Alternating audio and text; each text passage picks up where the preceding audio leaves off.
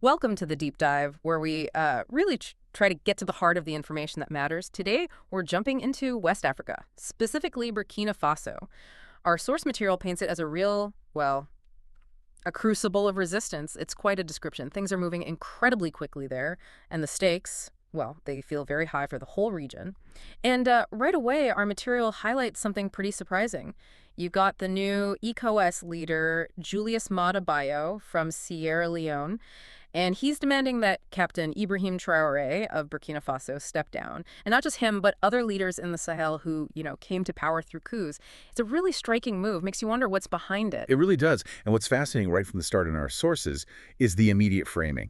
The term used is betrayal, an outright betrayal. Betrayal, wow. Yeah, and the source gives context. It points out that apparently, just a year ago, this same leader, Maada was reportedly praising Traoré. Raising him. So, to now make this demand, well, our main source doesn't exactly mince words.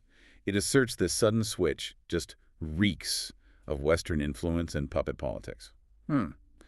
That's pretty strong language. It is. And it really sets up the core tension here, doesn't it? This clash between sort of regional autonomy and what the source sees as outside pressure. That's a powerful claim from the source, absolutely, suggesting this bigger geopolitical game.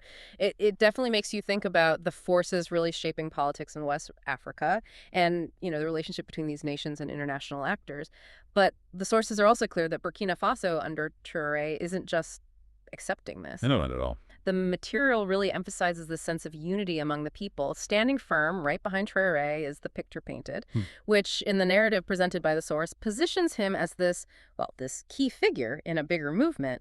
Exactly. And if you connect that specific event, Maada demand, to the larger picture in the sources, the central argument that seems to emerge is this, that ECOWAS itself, the Economic Community of West African States, this regional group. Yeah, typically focused on integration, peace. Right. The source claims it's being weaponized against sovereign African nations. That's the assertion. Weaponized. That's quite something to say about a regional body like ECOWAS. It is. And it certainly raises questions, according to this source, about the independence, the real mandate, perhaps, of these bodies in today's complex world.